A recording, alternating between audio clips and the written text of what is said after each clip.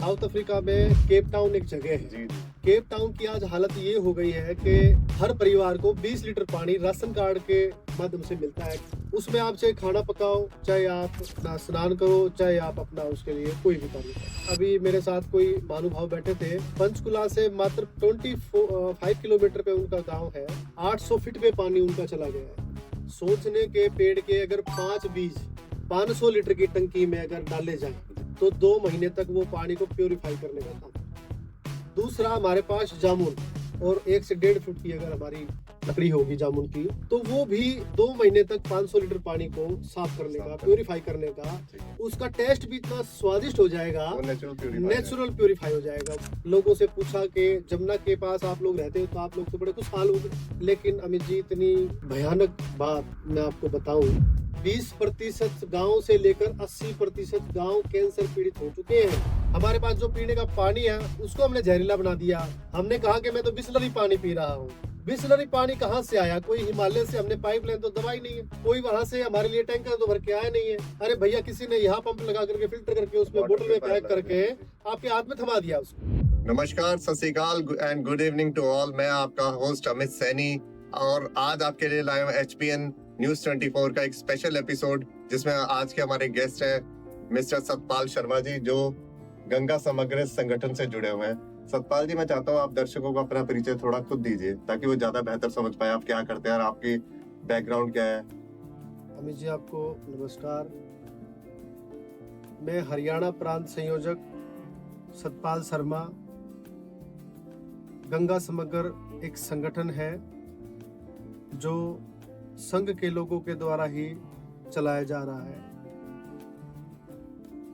उसमें हमारे पास 15 आयाम है। जी जी ये संगठन जल तीर्थों की निर्मलता, अविरलता के लिए संकल्पित संगठन है। अगर इसे हम सरल भाषा में कहें तो जितने भी जल स्रोत हैं उनको साफ करने के लिए, जितने भी नदियों उनको साफ करने के लिए संगठन, उनके लिए संगठन है। बिल्कुल आपने सही कहा अमित जी।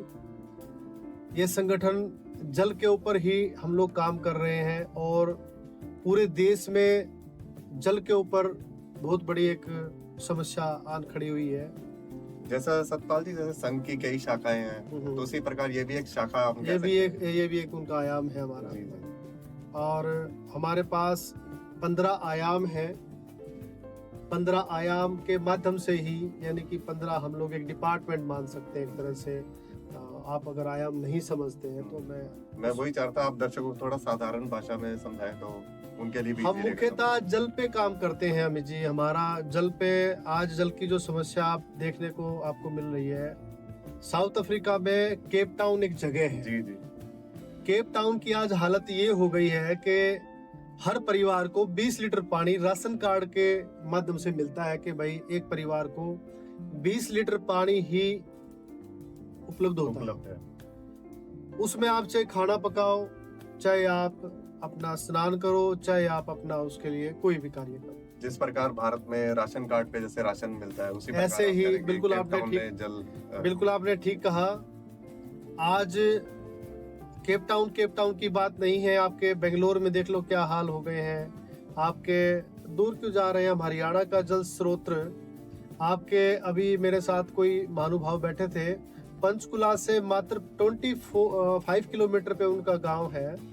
800 फीट पे पानी उनका चला गया है। जहां हम नदियों को माँ कहते हैं, जहां हमारी घग्गर नदी माँ स्वयं बह रही हो और इतनी भारी मात्रा में पानी उपलब्ध हो, वहां के 25 किलोमीटर पर पानी 800 फीट चला जाए तो पानी की आप समस्या समझ सकते हो कि किस कदर हमारी पानी की समस्या बढ़ती जा रही है। और पानी इतना खराब हो चुका है, इतनी भारी मात्रा में लोग बीमार हो रहे हैं कि जिसकी कल्पना भी आप नहीं कर सकते। सतपाल जी, जैसा कि आप देखते हैं कि आप जाते हैं नदियों का पानी का इतना प्रदूषित, तो इसका क्या मुख्य कारण है जो आपको लगता है कि पानी इतना प्रदूषित हो रहा है? देखो, इसका मुख्य कारण तो हम लोग ही हैं। आम जन की जिम्मेदारी है कि उसको साफ रखें। अपने घर को भी हम साफ रखते हैं जी। हमने नदियों में एक ऐसा माहौल तैयार कर दिया कि फूल अगर बचे तो उसमें डाल दो, बचा हुआ कूड़ा कचरा आपका घर का बचा है तो उसमें डाल दो, सड़ी हुई चीजें आपने उसमें डाल दी। अब हमने घर पे सफाई लोग करवाई थी। पूजा का सामान भी मैंने देखा उसी में नदी जी में आप बिल्कुल प्रवाहित कर रहे सही सही कह रहे हैं अमित जी। कल हमने घग्गर पे आरती की थी, तो हम लोग आरती करते हैं उससे पहले हम लोग सफाई करते हैं। कल ये जब आपका अभियान किस दिन शुरू होता है? डेली रहता है या अभी वीकली है? कैसे? देखो ये हमारा अभियान, हम लोग बात करें पंचकुला की, हम बात करें हाँ जी, हाँ जी। तो पंचकुला हम लोग हर मंगलवार को 6 बजे से लेके 7:15 बजे तक का हम लोग 1.25 घंटा वहां पर आरती गंगा मैया की और हनुमान चालीसा का पाठ हम लोग वहां करते हैं। उससे पहले 1 घंटा हमारा सफाई अभियान का होता है। और जो लोग वहां, कल भी करीब 30 से 35 लोग हमारे सामने आए, उन्होंने उसमें किसी ने फूल डाल दिया, किसी ने बची हुई सामग्री डाल दी, किसी ने और तो और। वहां पे मैं आपको बताऊं, इतनी बेकार एक बात है, करीब 40 से 50 किलो चूड़ियां लोगों ने डाल रखी थी, टूटी हुई चूड़ियां डाल रखी थी। अब अगर वो कांच कल को उस पानी में मिश्रण होगा और पत्थरों के बीच में बहता हुआ जाएगा, जी, जी। वो बहता हुआ जाएगा तो कंच को आप कैसे उसमें से अलग करोगे? उसको फिल्टर करने के लिए कितने केमिकल लगेंगे? वही पानी और जानवर भी पी रहे वही पानी जानवर बीमार पिएगा, हो रहे वही पानी आप पिएंगे, या कोई भी आदमी उस पानी को पिएगा और वो शीशा अगर उसके पेट में चला गया तो वो उसको जीवित नहीं छोड़ेगा, वो मारेगा उसको। तो ये जो आप हर मंगलवार जो आप कर रहे हैं, तो इसमें क्या आम जनता के लिए भी है या ये आम जनता के लिए ही है। और कोई भी मतलब इसमें आ मेन सकता है इसका, किसी से? जी कोई भी इसमें आ सकता है। हम सबको निवेदन करते हैं कि आप हर मंगलवार को सेक्टर 21 छठ पूजा घाट जी, जी। पंचकुला, मंगलवार को, हर मंगलवार को आरती होती है, माँ गंगा की आरती होती है। हमने नदी पर ही इसका चुनाव क्यों किया? पानी के प्रति लोगों का एक भाव जागरूक हो, नदियों को लेकर के एक स्वच्छता का भाव जागरूक हो। आज नदियां सिकुड़ती जा रही हैं और लोग गंदगी पे गंदगी उसमें डाले जा रहे हैं। तो अगर मैं मोटे शब्दों में कहूँ तो इसका प्रमुख उद्देश्य है नदियों की सफाई के प्रति लोगों को जल को जागरूक करना। बचाना है, नदियों को बचाना है। नदियां खाली नदियां ही नहीं है अमित जी, नदियां जीवनदायिनी है, जी। नदियां पालनहार है। आज अगर नदियां लुप्त हो जाएं, आज अगर नदियां खत्म हो जाएं, तो क्या आपकी कृषि संभव है? बिल्कुल, अगर कृषि संभव नहीं होगी तो खाने को आप लाले पड़ जाएंगे। अगर पानी धरती माँ से खत्म हो गया तो क्या आपका जीवन सुरक्षित है? तो ऐसे ही आज मैं आपको पानी के बारे में हम लोग काम करते हैं, हरियाणा की कुछ बातें आपको उससे जुड़ी बताना जी। चाहता हूँ। हम लोग जब पानीपत से आगे चलते हैं तो यमुना मैया का जो जल है वो कहीं ना कहीं और दूषित होता चला जाता है। और जैसे जैसे हम लोग सोनीपत की तरफ बढ़ते हैं, मेरा सोनीपत का जिला संयोजक है हमारे संगठन का सुनील भोड़ा। सुनील भोड़ा के गांव में और उसके आसपास के गांव में, उस क्षेत्र में मैंने सर्वे किया, लोगों से पूछा कि जमुना के पास आप लोग रहते हो तो आप लोग तो बड़े खुशहाल होगे। आपका मानना भी यही होगा कि यमुना के किनारे बिल्कुल। जो आदमी रहते हैं वो बड़े खुशहाल होंगे। लेकिन अमित जी, इतनी भयानक बात मैं आपको बताऊं, आपके रोंगटे खड़े हो जाएंगे। 20% गांव से लेकर 80% गांव कैंसर पीड़ित हो चुके हैं। पशुओं की इतनी बुरी हालत हो चुकी है कि पशु बीमार पे बीमार हो ही जा रहे हैं। दूषित जल की वजह से सब। दूषित जल, इतना दूषित जल हो चुका है कि जिसको आप पीने से डरते हैं, जिसको कोई भी आदमी पीने से डरने लगा है कि अगर मैं इसको पीऊंगा तो मैं कहीं अपनी जीवन लीला तो समाप्त नहीं कर दूंगा। जी, जी। हम लोग जल पे बात करें तो यमुना मैया का जल होडल पलवल तक हम लोगों ने सर्वे किया, क्योंकि मेरे पास हरियाणा की जिम्मेदारी है। हम लोग पहले कोई भी कार्यक्रम करते हैं, लोगों को जागरूक करते हैं, तो हमारा कार्यक्रम के बाद एक उद्देश्य होता है कि हम जितने भी लोग हमारे से वहाँ नदी पर जा पाए या नहर पर जा पाए या तालाब पर जा पाए, हम ले जा करके वहां सभी लोगों को एक पूजा अर्चना करते हैं। वो सिर्फ इसीलिए करते हैं कि जल को लोग समझें। आज हम देखते हैं गांव में, शहरों में, आपने अपनी गाड़ी साफ करनी है, गाड़ी के लिए आपने मोटर चलाई और उसको सारा पानी से अपना गाड़ी धो ली। आजकल हर घर में जैसे 2-3 गाड़ियां, तो मैं देखता हूँ हर दिन सुबह सुबह गाड़ी धोने वाला है, तो बिल्कुल, काफी बिल्कुल, मात्रा में उसका आज वेस्टेज हो रही है। वो तो है ही है। साथ में आपने अपनी ठूठी चला करके छोड़ दी और आपका पार्क, जो आपने छोटा सा एक पार्क बना रखा है, उसमें आपने पानी चला के छोड़ दिया। तो चीजें कहीं ना कहीं हमें संभलना होगा। अगर आज नहीं संभले तो आने वाली पीढ़ियां नष्ट हो जाएंगी, बर्बाद हो जाएंगी। जीवन बगैर पानी के नहीं है, संभव ही नहीं है सर। जल का अगर हम लोग एक नाम रखें तो जल ही जीवन है, ये हम लोग काफी लंबे से समय से सुनते आए हैं और ये बिल्कुल 100% सत्य बात है कि जल ही जीवन है। और जल के साथ साथ हमारी वायु, हवा इतनी प्रदूषित हो चुकी है। आप देखते होंगे कि सर्दियों में सांस लेना दुभर हो जाता है, बिल्कुल सर। गर्मियों में सांस लेना बहुत ही मुश्किल हो जाता है। आज हर 30 साल से ऊपर का व्यक्ति इतनी स्पीड से बीमारी की तरफ दौड़ रहा है। किसी के घुटनों में तकलीफ हो चुकी है, किसी के फेफड़े खराब हो रहे हैं। किडनी की समस्या कहां से आई? जब पानी आपका ठीक नहीं होगा, किडनी का डायरेक्ट संबंध पानी से है। सतपाल जी, इसी को लेके मेरा अगला सवाल था। जैसे कुछ जी। लोग शहरों में आपने देखा आरओ भी यूज कर रहे हैं। मैं ये जानना चाहता हूँ, जो आरओ, चलो आरओ भी एक अलग तरीका है पानी को साफ करने, लेकिन कुछ घरेलू तरीके भी हैं जिससे पानी साफ किया जा सके। हाउस पे मैं आपको एक बहुत अच्छी बात बताने वाला हूँ जी। जो हमने समाज के माध्यम से अपने सीनियरों से सीखी है। सोंजने का पेड़ होता है, सोंजने का। सोंजने के पेड़ के अगर 5 बीज 500 लीटर की टंकी में अगर डाले जाएं जी। तो 2 महीने तक वो पानी को प्यूरिफाई करने का काम करते हैं। उसके अलावा दूसरा हमारे पास जामुन। जामुन का पेड़ अगर हम लोग, हमारी जो उंगली की मोटाई के हिसाब से हम बात करें और 1 से 1.5 फुट की अगर हमारी वो लकड़ी होगी जामुन की, तो वो भी 2 महीने तक 500 लीटर पानी को साफ करने का, प्यूरिफाई करने का, उसका टेस्ट भी इतना स्वादिष्ट हो जाएगा, वो नेचुरल प्यूरिफाई हो जाएगा। वो ऐसा आपको लगेगा कि हाँ मैं कुछ पी रहा हूँ। और आरओ की बात करें तो आरओ ठीक है, हमने किसी रीजन से अभी लोगों ने लगवाना शुरू कर दिया। किसी का टीडीएस ज्यादा है। मैं पंचकुला, ढकोली, यहाँ के कुछ क्षेत्रों में मैंने सर्वे करवाया, और भी हरियाणा की मैं बात करूं तो वहां भी हमने सर्वे करवाया, तो पानी में शोरा बहुत ज्यादा हो गया है। पानी में शोरा कहां से आया? शोरे का मतलब क्या है? शोरा, इसका भी एक बहुत बड़ा रीजन है। हमारे पास एक आयाम है, उसका नाम है जैविक कृषि। पहले पुराने टाइम में अमित जी आप देखते थे, जैविक कृषि, ऑटोमेटिक नेचुरल खेती हमारी होती थी।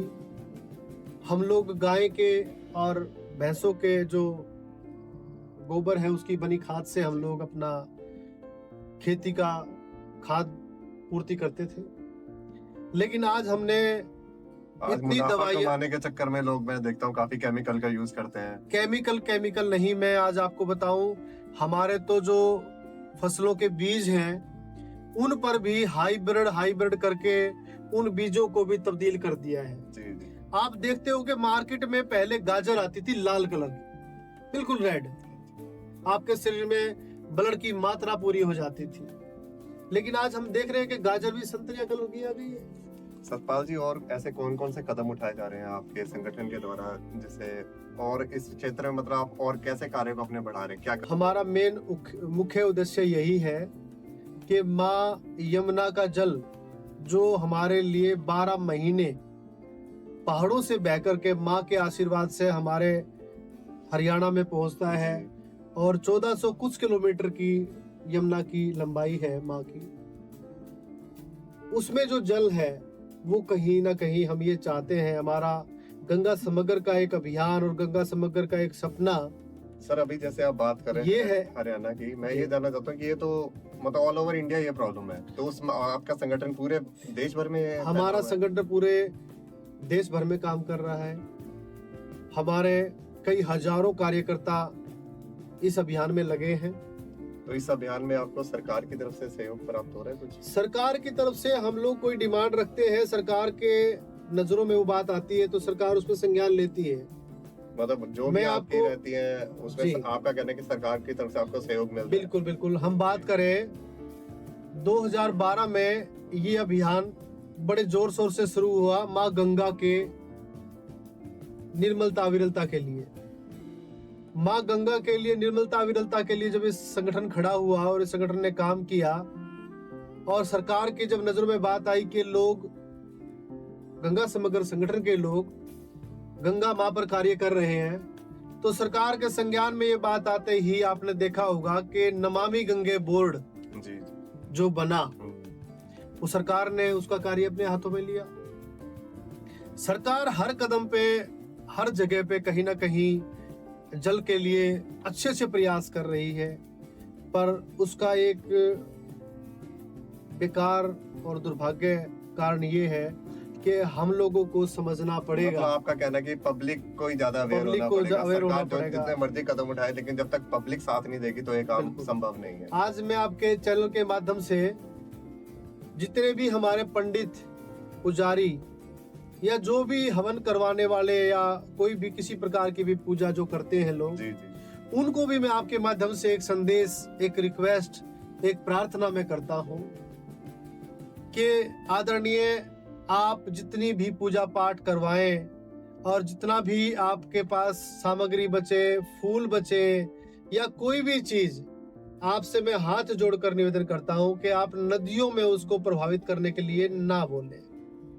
आप नदियों में प्रभावित, आप फूल को नदियों में प्रभावित करते हैं, फूल पड़े पड़े सड़ता है और उसमें कीड़े पड़ जाते हैं उस जल में, और उस जल को इंसान भी पी रहा है, जानवर भी पी रहे हैं। उस जल की ऐसी दशा हो जाती है, ऐसी दुर्दशा हो जाती है कि उस जल को ना तो आज आपने देखा होगा। मैं एक बात और भी बीच में कहना चाहूंगा, आप और हम जब बचपन में देखा करते थे कितनी चिड़िया चहचहाती थी, जी जी बिल्कुल, कितने पक्षी हमारे होते थे, आज वो कहाँ दिखता है? आज वो कहाँ दिखते हैं। आजकल के जो नए बच्चे आ रहे हैं, क्योंकि 4-5 साल के बच्चे, उनके वो देख ही नहीं पाते आसपास अपने, नहीं देख पाते, उनको चिड़िया घर में चिड़िया जाना घर ले जाना पड़ता है। जी बिल्कुल, या तो चिड़िया आपके घर आती ये थी सारी समस्या या प्रदूषण आज की वजह आपको से ही है। चिड़िया के घर जाना पड़ता है।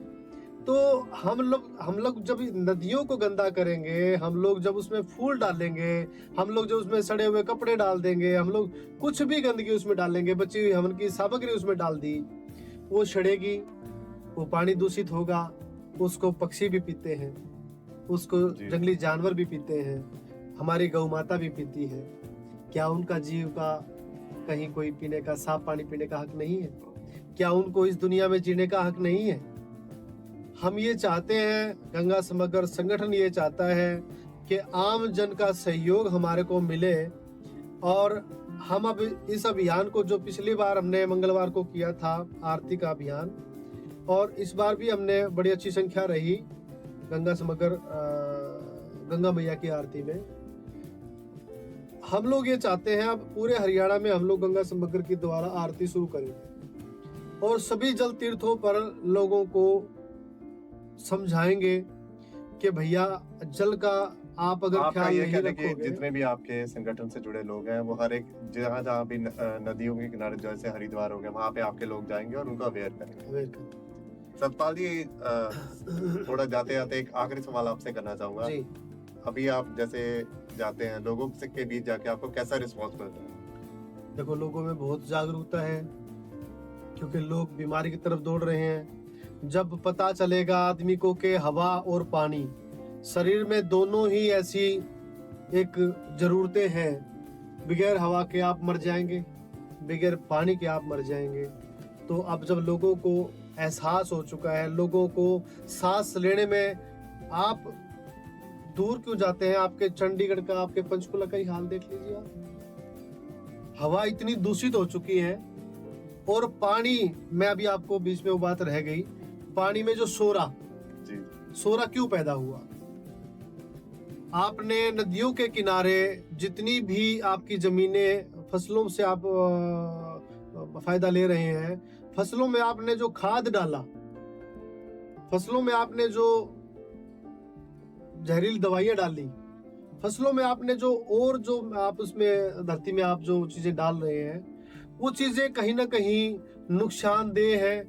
उन्होंने धरती पर जाकर के धरती माँ में एक अपनी नीचे एक परत बना ली है, जिससे जल का जो नीचे जाने का जो एक हमारा, जिससे हम वाटर रिचार्ज जिसको हम बोलते हैं, उसका कनेक्शन कहीं टूट गया है। जब उसका कनेक्शन टूट जाएगा, ऊपर से जल बरसात का नीचे नहीं जाएगा, तो जो नीचे नदियां बह रही हैं, नदियां ऊपर ऊपर नहीं अमीची, नदियां नीचे भी बहती हैं।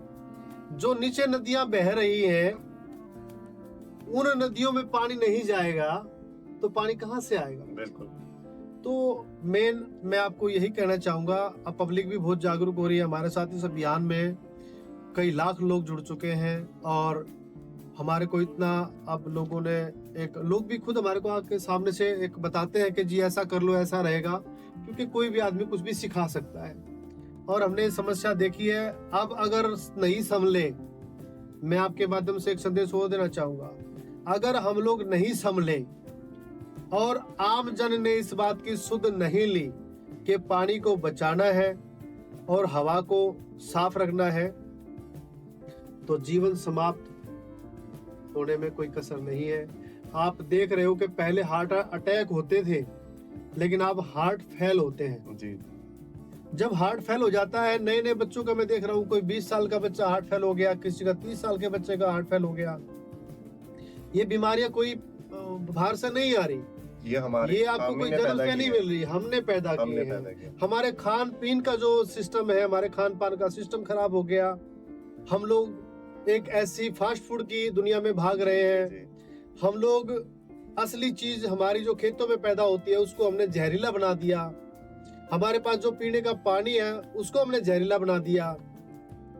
हमने कहा कि मैं तो बिसलरी पानी पी रहा हूँ। बिसलरी पानी कहाँ से आया? कोई हिमालय से हमने पाइपलाइन तो दबाई नहीं है, कोई वहां से हमारे लिए टैंकर तो भर के आया नहीं है। अरे भैया, किसी ने यहाँ पंप लगा करके फिल्टर करके उसमें बोतल में पैक करके आपके हाथ में थमा दिया उसको। आप उस पानी को पी करके कहीं, मैंने बहुत सारे लोगों के विचार सुने कि भाई साहब पानी ऐसे हो रहा है, वैसे हो रहा है। उनका मानना यह था कि भाई साहब हम तो बिसलरी पानी पीते हैं। अरे भैया, बिसलरी पानी कहाँ से आया? उस बिसलरी पानी में आपने कौन सी एक ऐसी पर्वत की आपने श्रृंखला ला करके बर्फ की डाल दी कि भाई ये बर्फ से कौन सी नई नदी आपने खोज ली कि जो बिसलरी नदी के नाम से ही जानी जाती है। जो हमारा पानी है वो हमारा पानी नहीं, वो हमारा जीवन है और जल ही जीवन है। सतपाल जी, अब इस शो का, जैसे आप देख रहे हैं, काफी लंबा शो चल गया, तो इसका अंत करते हैं। अंत में मैं भी अपने दर्शकों से अपील करना चाहूंगा कि सतपाल जी का साथ दीजिए। ये आपके लिए नहीं, आपके भविष्य के लिए काम कर रहे हैं, आपके बच्चों के लिए कार्य कर रहे हैं। भारी संख्या में इनके साथ जुड़े। तो इस तरह की एजुकेशनल वीडियोस जो आपको अवेयर करती है समाज को कि क्या आपको क्या करना है और क्या नहीं करना है, देखने के लिए हमारे चैनल को सब्सक्राइब कीजिए HBN News 24, जहां पर आप लेटेस्ट वीडियोस, इंटरव्यूज के माध्यम से आप अपने आप को अवेयर कर सकते हैं और नदी को साफ रखने में इनका सहयोग दे। बहुत बहुत धन्यवाद सतपाल जी, आपने हमें अपना कीमती समय दिया, इसके लिए बहुत बहुत धन्यवाद। आपने मुझे बुलाया, उसके लिए मैं आपका दिल से शुक्रिया अदा करता हूं।